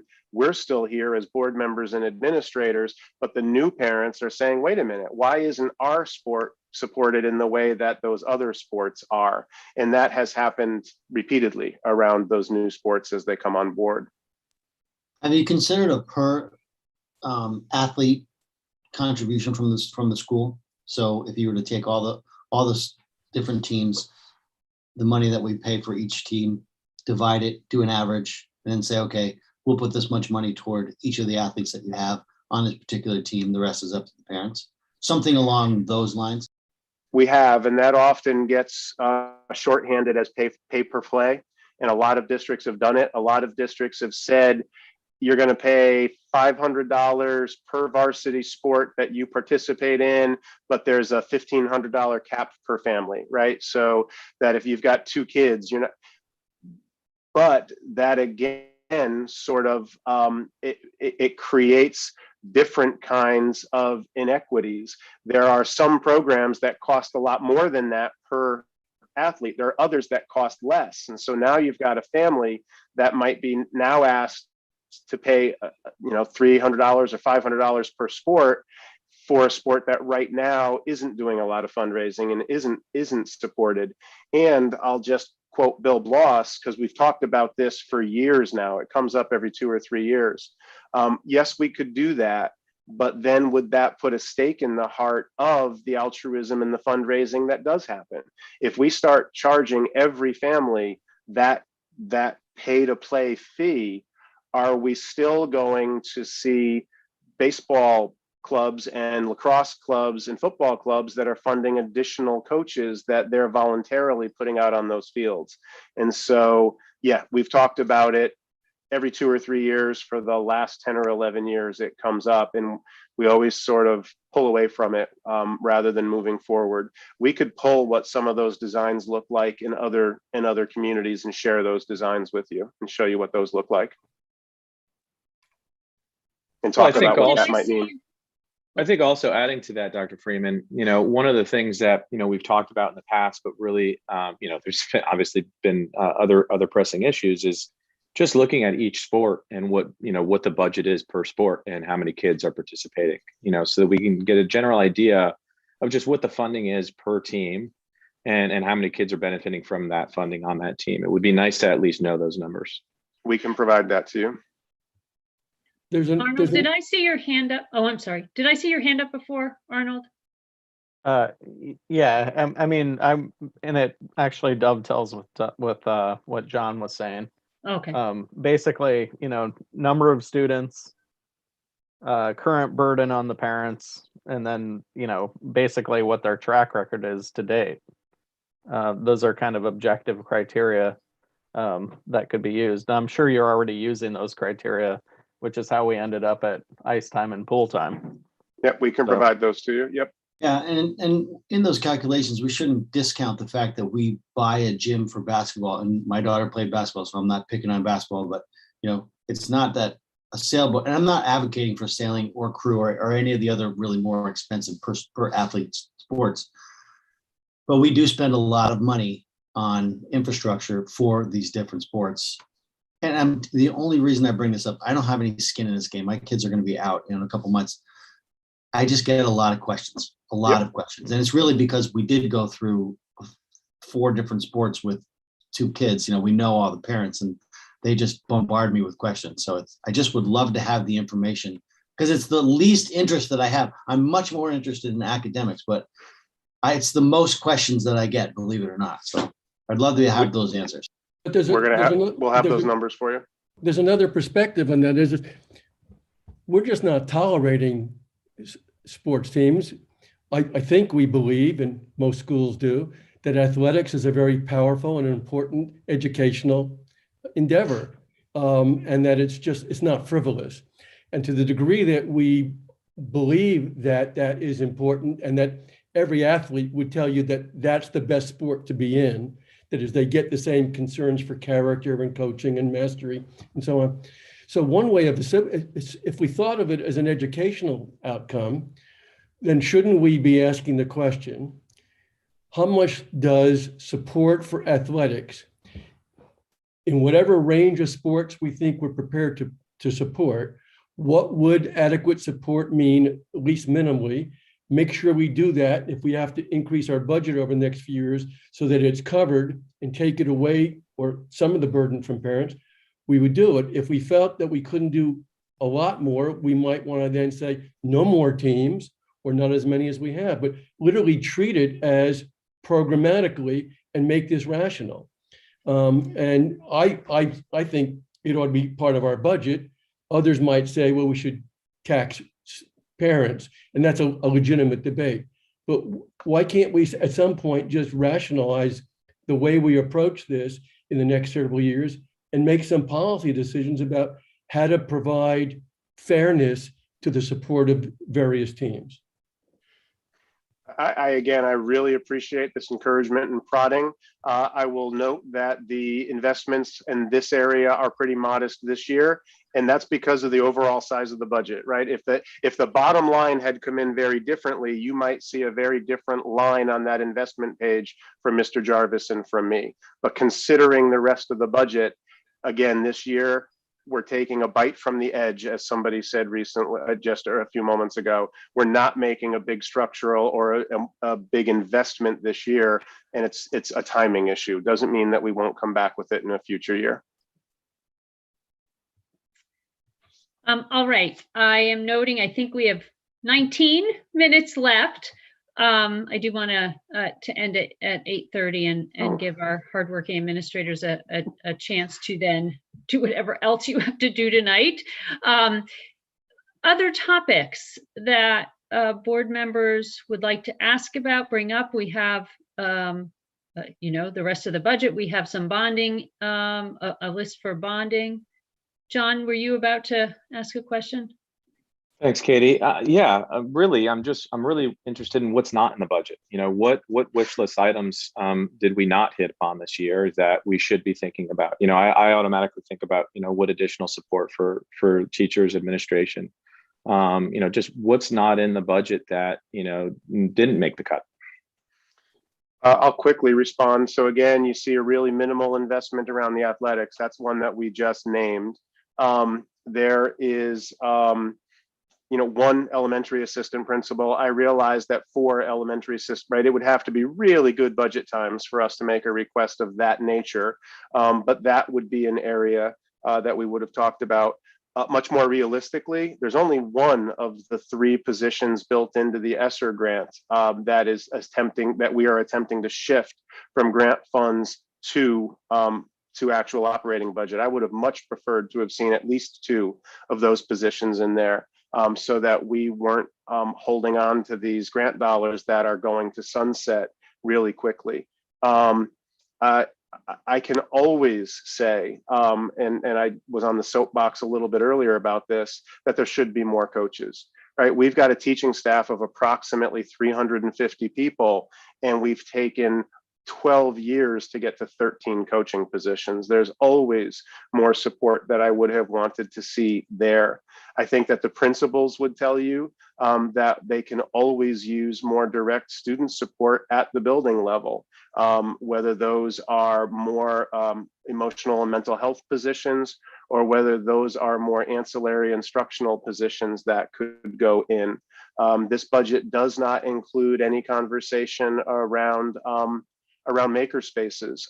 Even though that we've remained excited about those, we believe that we're going to be able to partner with the Guilford Fund for Education, and that we may be able to make those a reality this year without having to build those into the request. There's a lot of equipment requests that were cut out. Every building principal essentially came forward with furniture requests or equipment requests. Cliff came forward with a list that was much longer than what we've put forward. And that really goes to some of Katie's opening comments. There were a lot of things that would have fallen into that other 20%. What we did prioritize were student-facing positions, and you see those in this budget. I do know that people will characterize the assistant principal and the coach as not being student-facing. I disagree with that, right? The teachers are definitely the front line, but the teachers need support, and that support comes through administration and professional development. And so we really have focused on things that have direct student impact, not all of what we would have wanted. A lot of the rescissions came in those other areas: materials, supplies, equipment, particularly equipment. We got a little creative. One of the requests out of Cox, we shifted into the capital budget this year. That is something we would have normally carried in Cliff's budget. The pre-K playground at Lakes, that's something that we would have normally carried out of Cliff's budget. And so we've shifted some of those to the capital budget, but they're not appearing in the operational budget this year. Linda, Jason, Aneen, any principals? Were there other items that came up that we just shot down that I'm not remembering?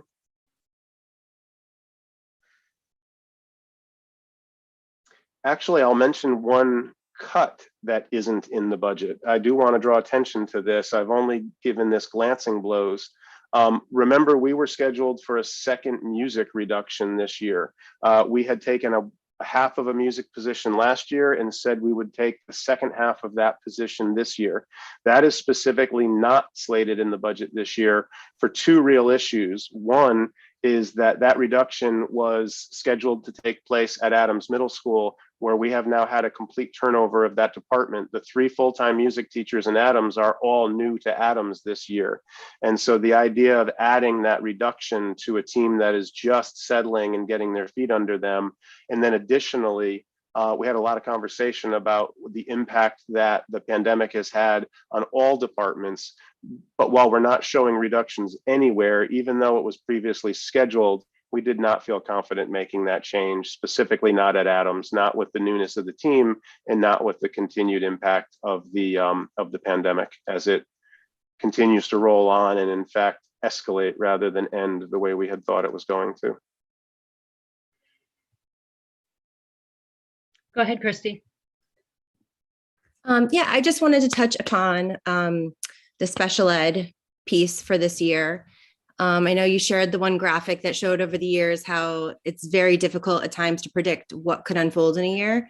I know you also just shared that the population actually has seen an increase recently. I'm just concerned that to project actually slightly less this year is not adding up in my head, knowing that there are more students and just knowing it is variable. Is it risky to, just bank on that and, never really know it's going to be that year that you hope it's going to be? Yes, it's always risky, but so the things that I'll comment on real quickly is that there's multiple levels where we invest in special education. So the budget for tuition specifically is down slightly this year. When you combine tuition plus transportation plus contracted services, it's actually level or even slightly up this year. And then when you add the FTEs for a social worker, for the special education teacher, and I would argue for that administrator, because that administrator is being placed really intentionally. If you add those numbers in, we're not reducing the services that we're offering to the special ed population. But the quick answer is yes, right? We talked about, do we take a reduction in tuition or do we flat fund it? And again, if the bottom line had come in differently, you might be seeing flat funding and special and tuition specifically rather than that reduction. And quite honestly, I'm already beginning to put together the cut list, right? If you decide as a board to make reductions, you're going to ask for specific areas. We actually have tuition on there as another place. Do we go further in tuition? Because we are, even with the slight reduction we've made, if things are predictable, we have a contingency built into that. And so do we give up that contingency knowing that things almost never are predictable? But that appears on the proposed cut list. If this board moves the budget, even part of this budget, forward to the Board of Finance, it's still promising to look like one of our bigger requests. They don't get to tell us where, but if the Board of Finance makes a big reduction and just tells us, we're going to approve your budget, but we're going to do it at $1 million or $2 million less than you asked for, we still have to meet again, because now we have to identify the cuts to get us down to that level. So I think I answered another question like this earlier. We believe it's sufficient. At always a risk. There's always a liability. What I will tell you is, even when you think of that chart with the blue and the red lines, we always fund the special education needs. So that red line, the actual spending, always gets met. What it means is we have to find it in other places in the budget. But the special ed budget, the special ed costs always get funded. We don't say, sorry, we've spent all our special ed money, we're done now. We find it in other places in the budget, and if necessary, we would go back to the town for a special appropriation. We've never done that, and as long as anybody can remember, but if necessary, that's what you would do in those cases. Thank you. Moira, go ahead. Thank you. I'll make it really quick. There's nothing in our budget, as we all remember from the last several months, and actually the last couple of years as a board, that we've worked on issues around equity, social justice, inclusion, and it's been a large part of our work and our push around the social emotional well-being of our students. There's nothing in here that's a line item about that. I know that we're we're going to continue with the equity officer. And one brief question I had was, do we have any feedback on that position this year? And has there been so much of a need that, you know, only having them available for so many hours a week is enough? I know it's part of a, you know, grant funding right now, but if it's not something we need to budget for this, I mean, it's there as part of grant monies, but is it something you foresee growing as a position? And then also with the teacher residency program, it'd be nice, and we don't have to do this tonight, but it would be nice to get some feedback on how that is going. And are we interested in expanding that? Is it typical that a district only takes on one residency teacher? And, you know, just that big, you know, that big conversation our community's been having, it's not really showing up in the budget. I'm not criticizing that, but I'm just curious. It's a really important question, and I really appreciate it, and I'd love to answer it tonight. So I appreciate, now the principals are all going to roll their eyes at me, but so the reason that you don't see equity splashed all over this budget is because there isn't anything new or additional that we're adding this year that would require us to call it out as a new item, a new investment this year. All of the work that we have been doing is baked into this budget and will continue. There continues to be monies available for the family equity liaison. There continues to be monies available for professional development. We expect to continue working with Don Seiler. There continues to be monies that are built into text and material lines so that we can continue to buy new texts to support the work that's been going on. So, and we will continue in the teacher and residency program. So there's absolutely no step backward in this budget. But again, and I'm going to keep answering this, were the bottom line lower, right? If the magnitude of the overall ask were not as large as it is, then absolutely you would have seen step forwards in some of those areas. Will the family equity liaison need to grow from a contracted limited service position into a fuller position? Remains to be seen, but I did not feel that this was the year to take that step considering the other pressures on the budget.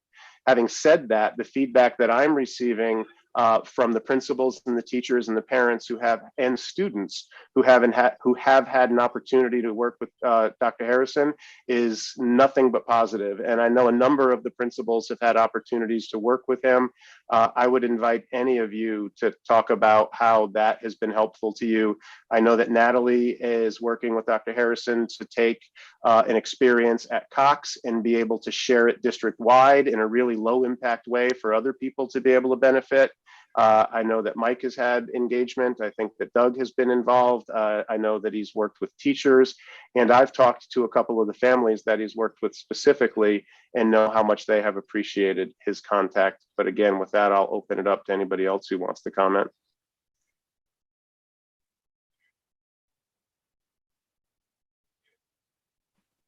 I will speak to it. Dr. Freeman, you mentioned my most recent interaction with him. I also had the privilege of working with him prior. And just a quick little takeaway, the other day he met with a staff member, myself, and I kind of let the conversation happen. The staff member felt very comfortable answering questions. It was a very fulfilling conversation. We were on Zoom. We hung up. She comes to my office and says, "He is unbelievable. I just learned so much in that 45-minute conversation that I am now able to take and share with my team." So I just think he is a valuable resource to have in our district and engaging in these conversations. So very appreciative. And I know, again, multiple staff members at my building have shared that out with me after engaging with him. I happened to meet with Rydell later that same day. He told me about that meeting, and his comment was, you know, it was one of those Zoom meetings where I wish I had pushed record because I would have loved for other people to have seen it.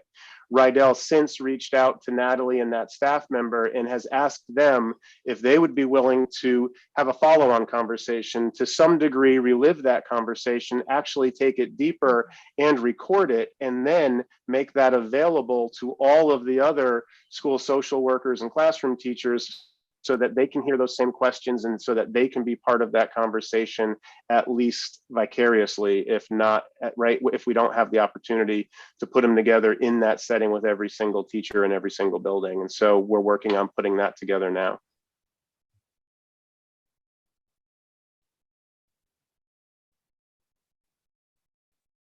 All right. 8:26. I am gonna bring us to a close.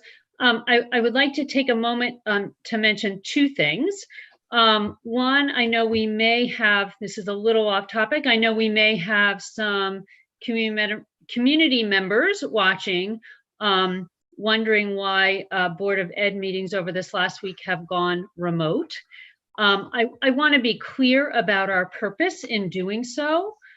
Were the 9 board members the only people that gathered for Board of Ed meetings, we might make a different decision. And we are very conscious of the fact that our teachers and our students are appearing in person in school every day. However, our board meetings involve a number of administrators. I think tonight is an extreme example of that. But our board members regularly involve a number of administrators. One of our meetings every month has a student rep. And we are doing everything we can to try to limit or make another in-person event be required for those individuals. We are trying to do our best to support our school system and allow it to keep going and keep being staffed and limit the number of students and or staff that get sick. Likewise, we've had a number of Board of Ed meetings over the last 6 months that have had well over 100 people in the audience. And we need to, I feel the need to recognize that that could also potentially create an exposure issue. And we really need to do all we can to support our school system during a pandemic and not create any additional burden. So for folks who feel a little bit confused about why we've done that, that is the reasoning. The second thing I would just like to take the opportunity to do, noting the Guilford Public School gratitude and kindness wall email that I received this afternoon, is to express my extraordinary gratitude and appreciation for the district leadership team, the members of the district leadership team on this call, and in our buildings. You are doing extraordinary work. You do extraordinary work in a regular year. You are being asked to do way more than I think any of you ever expected in the last almost 2 years. And we see you and we recognize you.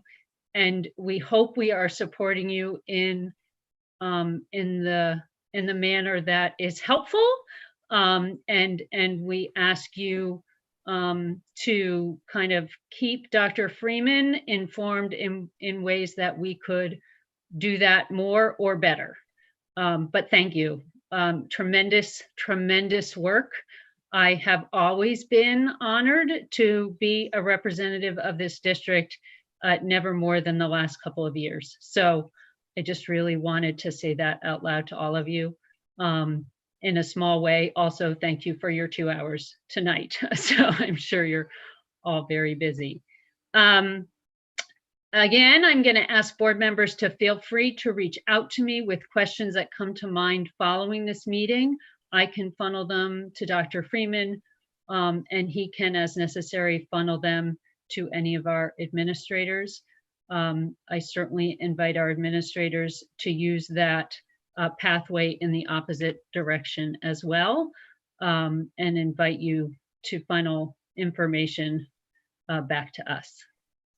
And we will make the athletic cost per program the first question on that list. We have that question recorded. All right. Thank you. Thank you so much. I am going to ask for a motion to adjourn this meeting from one of my colleagues. Thank you, Jen. Second, Moira. All in favor? Aye. All right. Good night, everyone. Thank you so much. Have a good evening. I'm really sorry that I'm not announcing a snow day again this Thursday night. I apologize. I know it's been a long day and a long week, guys.